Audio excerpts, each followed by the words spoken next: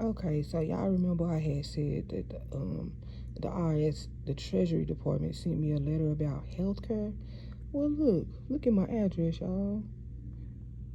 Who they think they playing with? This didn't even come from the real Department of Treasury. This somebody playing behind the desk. That's not how you spell my address. WLESLEY.